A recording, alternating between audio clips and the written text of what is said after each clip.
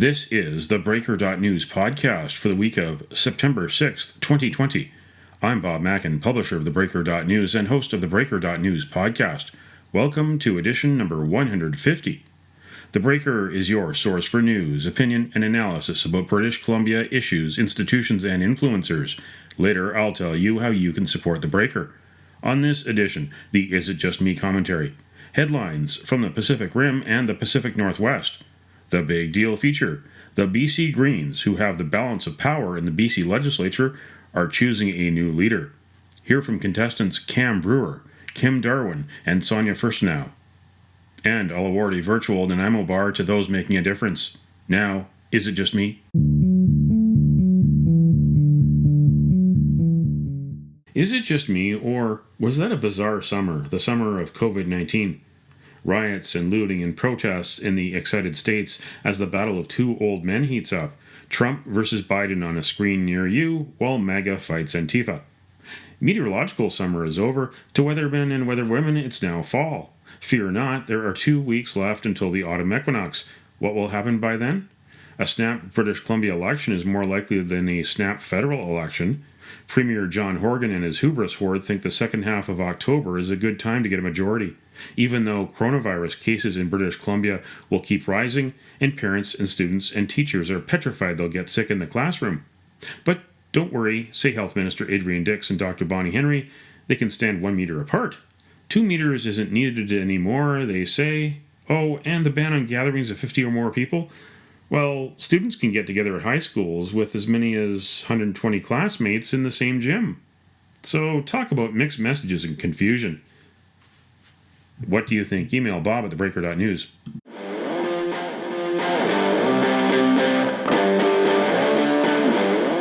Now it's time on the Breaker.news podcast for Around the Rim. We look at news headlines around the Pacific Rim. In Apple Daily, Inner Mongolian female official fell from a building and her husband was sealed by the state security. Pressure to protect Mongolian language. Sue Rina, 33, fell to her death September 4th at her residence. The police alleged that she suffered from depression.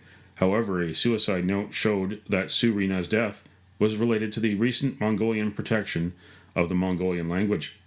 In Inner Mongolia, protests by Mongolian farmers and herdsmen have recently erupted against the authorities' push for Chinese language teaching. In the past week, there have been reports of many people falling to their deaths in a strange way during protests, but the authorities blocked the news, and even the names and background information of the deceased were not known. Christian Silva in ABC News Australia. Mistakes in shambolic hotel quarantine program laid bare after 3 weeks of evidence and inquiry. The estimated cost of the program was set to reach $130.5 million by the end of June, about $24.2 million over budget. At the Stanford Hotel, guards who tested positive carpooled to work. Several colleagues who worked on the same floor later contracted COVID-19. Up to 70 guards were not socially distancing while gathering in a meeting room. In another incident, a guard was sacked after slipping a note under the door of a female returned traveler that said, quote, "Hey, hun, add me on Snapchat," end quote. Osamu Tsukumori in the Japan Times. Telework forces a rethink of working and living in Tokyo. The population in the Tokyo metropolitan area saw a negative change in July for the first time since at least July 2013, Internal Affairs and Communications Ministry data showed. Property preferences are also shifting, with homes in areas further away from their nearest train stations drawing more attention. Some companies, like digital marketing firm Overflow Incorporated, even decided to get rid of their Tokyo offices altogether to save costs. That's Around the Rim on this edition of the Breaker.news podcast.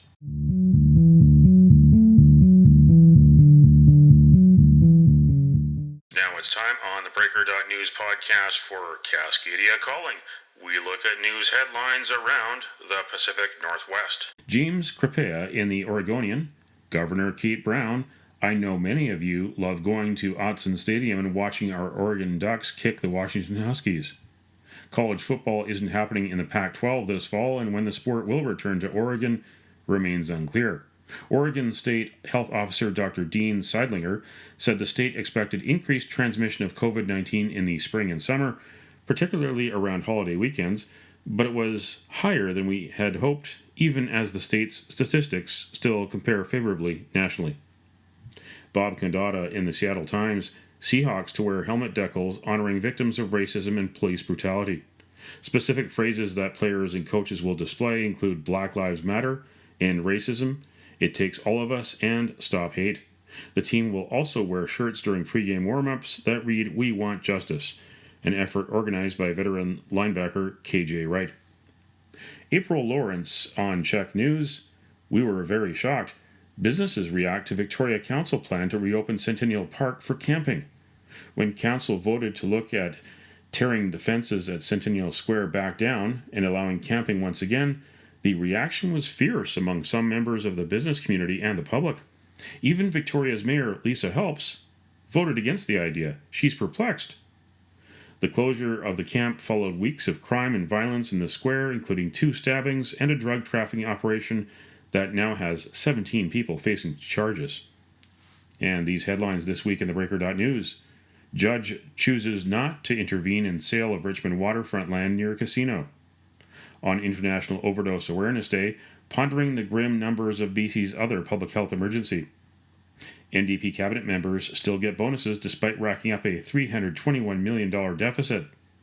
Read the stories behind the headlines. Go to theBreaker.news.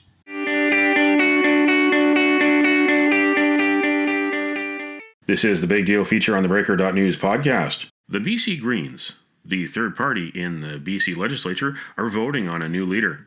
3 people are running in the September 5th to 13th election to succeed Andrew Weaver. Weaver led the party to its best result in 2017, winning 3 ridings and almost 17% of the popular vote. After the closest election in recent BC history, the Greens supported John Horgan's NDP over Christy Clark and the BC Liberals in the historic Confidence and Supply Agreement. Weaver resigned as leader last year and left the caucus earlier this year to care for his ill wife. Weaver continues to vote with the Greens on keeping the NDP in power. Vying for leadership are Cam Brewer, an East Vancouver resident, First Nations lawyer with North Vancouver's Radcliffe and Company, and an environmental law teacher at Simon Fraser University. Kim Darwin, a Sunshine Coast entrepreneur who ran for the Greens in the 2017 election. Darwin became the party's vice chair in 2019. And Sonia Furstenau, the 2017 elected Cowichan Valley MLA, who rose to prominence when she led the Shawnigan Residents Association campaign against a landfill that threatened their drinking water. Last week, I interviewed Brewer, Darwin, and Furstenau. I asked them to answer common questions and then a question unique to their campaign or their personal background. I present them in alphabetical order and then reverse alphabetical order. Some responses have been edited, but only for brevity. First, why do you want to lead a political party? Cam Brewer.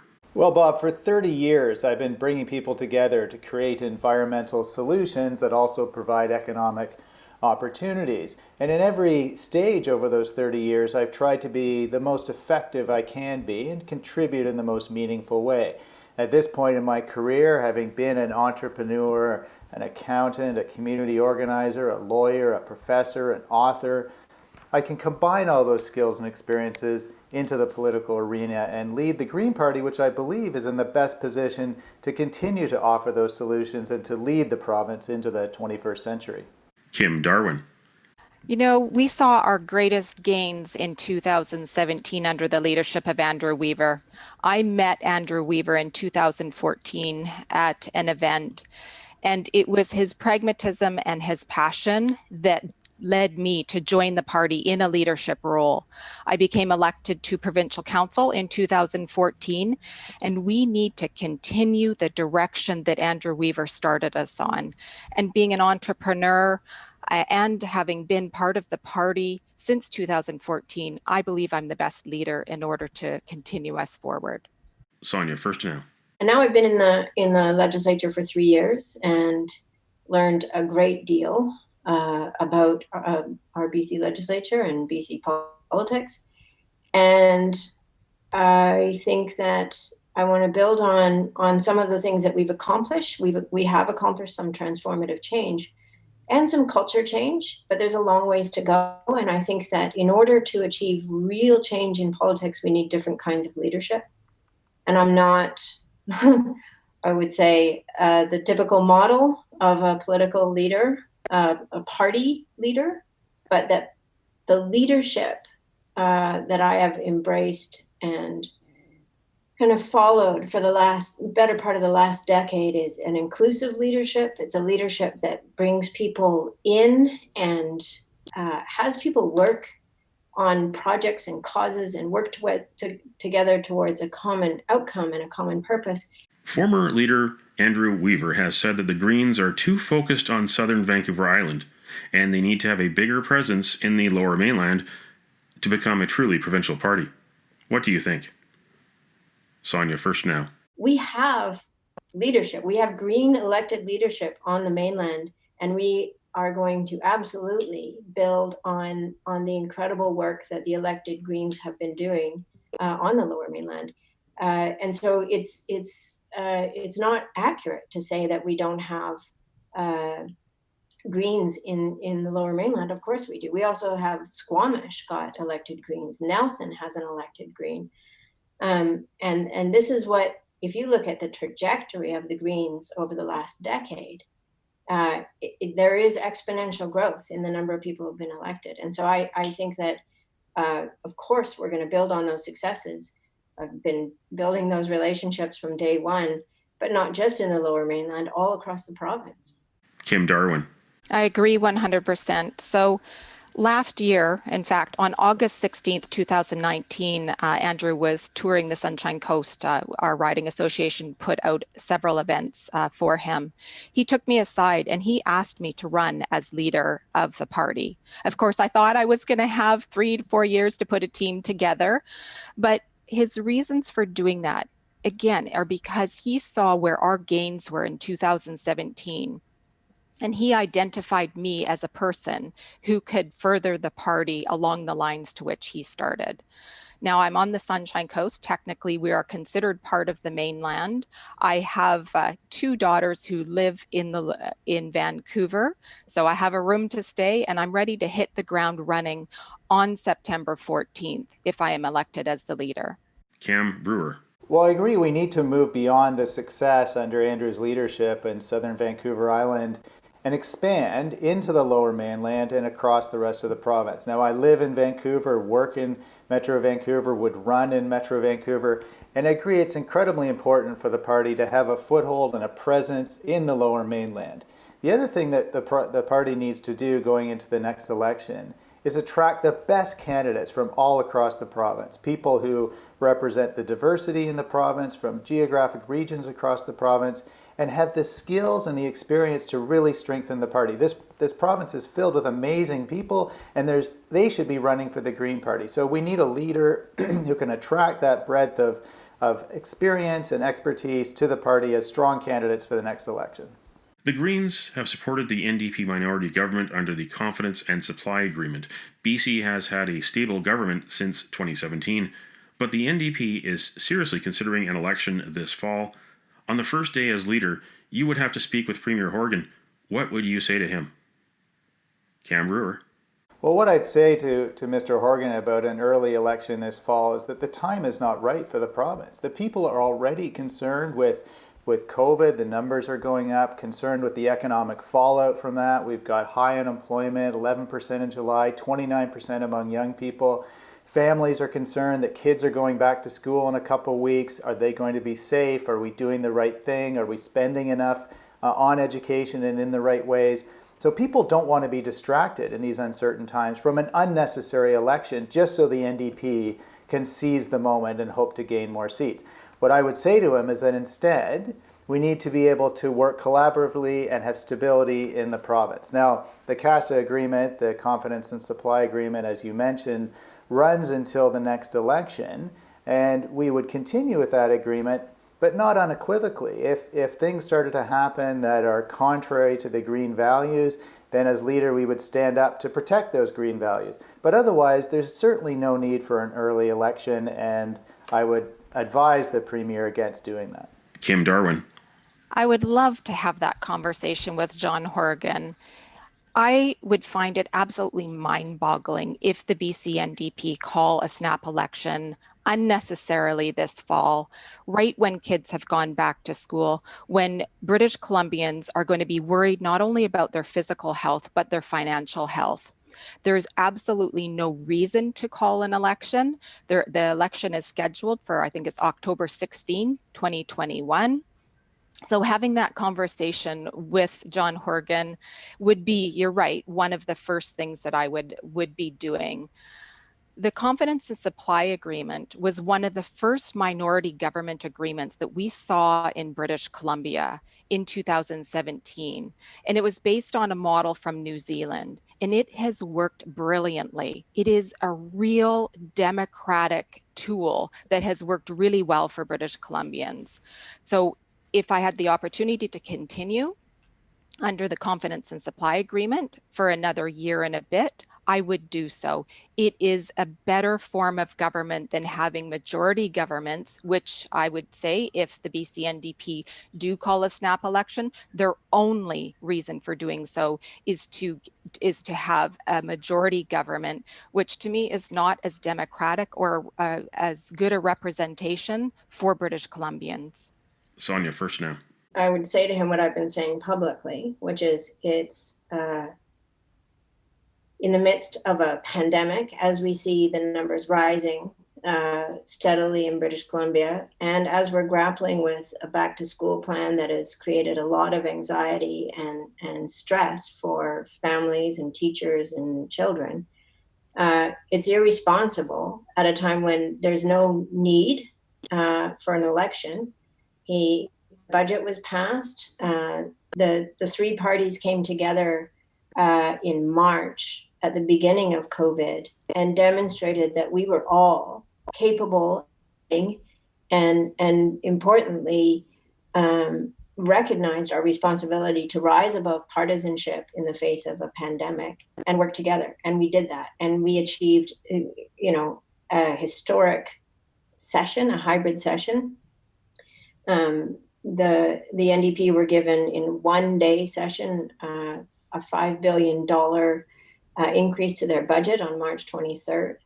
And so to suggest that it's time to go to an election in the middle of a pandemic when you have evidence in the BC legislature of parties rising above partisanship because we need to in the face of a global pandemic is highly irresponsible.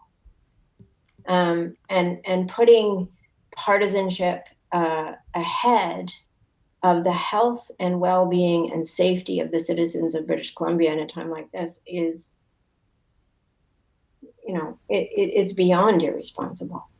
And that's what I will say. I've been saying it publicly. I'll say it to him directly. And if he says, well, we want out of CASA, we aren't sitting in the legislature right now, right? Come back bring the legislature back. Mm-hmm. Test the confidence. And now for the unique questions tailored to each candidate. And Sonia, first now, you're the Green House leader, a member of the Legislative Assembly Management Committee. After Speaker Darryl Plecas and his Chief of Staff Alan Mullen exposed corruption, the House leaders let ex-clerk Craig James off the hook. He retired with a pension and didn't have to pay back $1 of what he took from taxpayers. Why? In terms of Craig James, one of the things is you can't prevent somebody from retiring. If they say, I'm retired, you can't say, no, you can't retire, we're going to fire you, right? People are allowed to retire. And in terms of the pension, there is an RCMP investigation that hasn't been resolved. But I think it would be an issue to say, well, in the Canadian legal system, you're innocent until proven guilty, but we as an institution are going to deem you guilty and take away your pension. Now, I totally understand, the salaries and the ways in which those salaries were inflated, and we've put in policies now, so that can never happen again. We've put in very strict oversight of finances.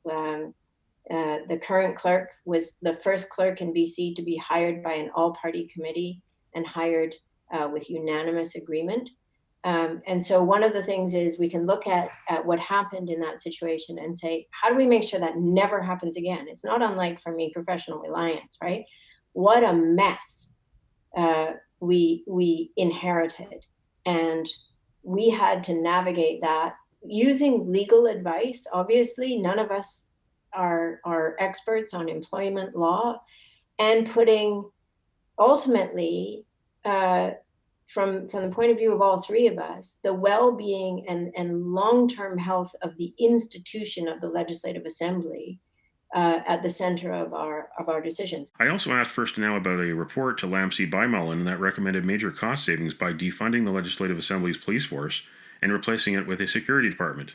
The report was leaked to the media, but never tabled at an open Lamsey meeting. The Legislative Assembly Protection Services are currently in negotiations around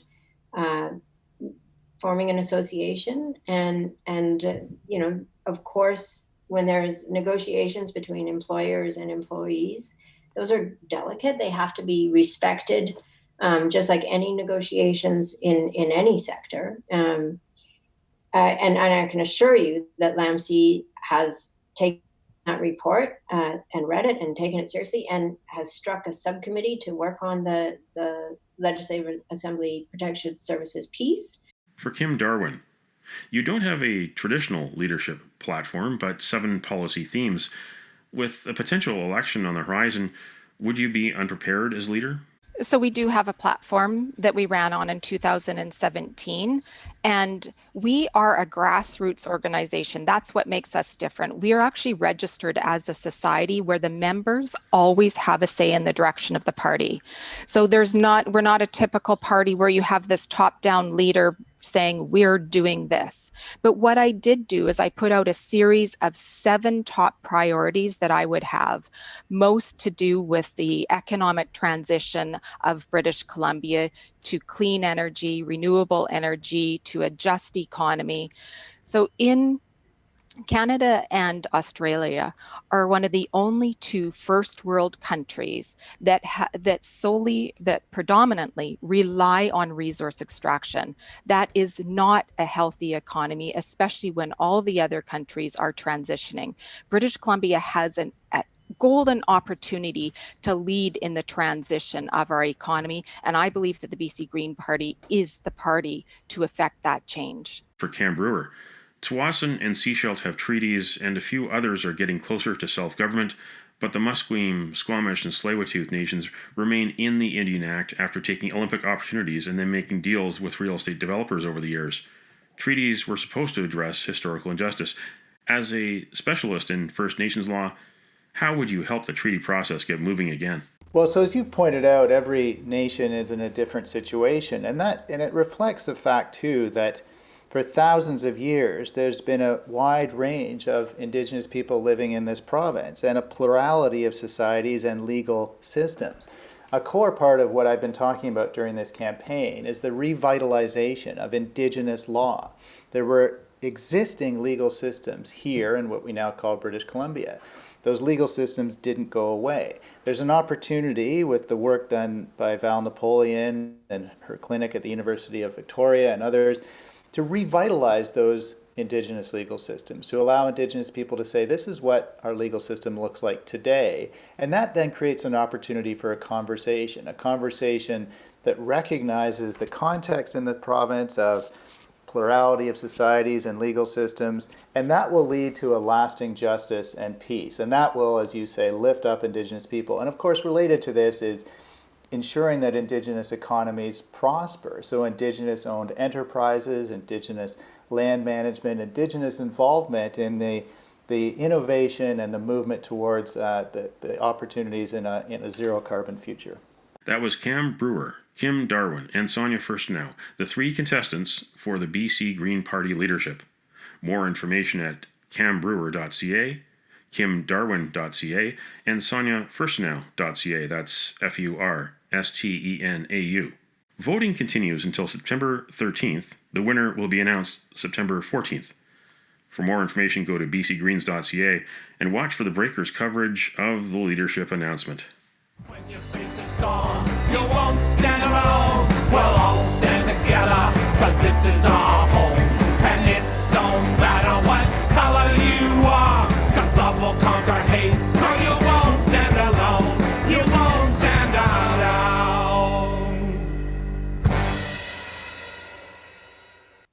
virtual Nanaimo bar, brought to you by Spruce Hill Contracting. Every week we end the Breaker.News podcast on a tasty note by awarding the goodness of a virtual Nanaimo bar to a person or a group that is making a difference. A virtual version of the province's favorite dessert bar goes this week to the men and women in organized labor who will celebrate Labor Day on September 7th.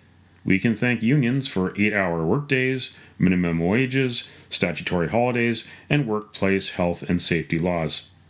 You can nominate someone for a virtual Nanaimo bar. Send me an email to bob at theBreaker.news. Spruce Hill Contracting, custom homes and renovations. Find more information at sprucehill.ca. We're all in this together, and we've got to brave the stormy weather. You can count on us, we're your neighbor, and we're all in this together. That's it for the Breaker.News podcast for the week of September 6th, 2020, edition number 150. I'm Bob Mack, and thanks for joining me. Did you know that on September 6th in 1972, the Munich massacre, 9 Israeli athletes and a German policeman killed by the Palestinian Black September terrorists at the Munich Olympics? Now you know. Send me your feedback. Send me your story ideas to bob at theBreaker.news. Bookmark theBreaker.news. You can also find us at theBreaker.ca.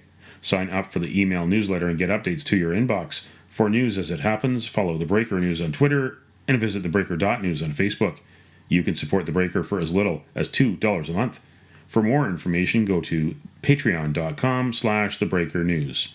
patreon.com/TheBreakerNews. Until next week.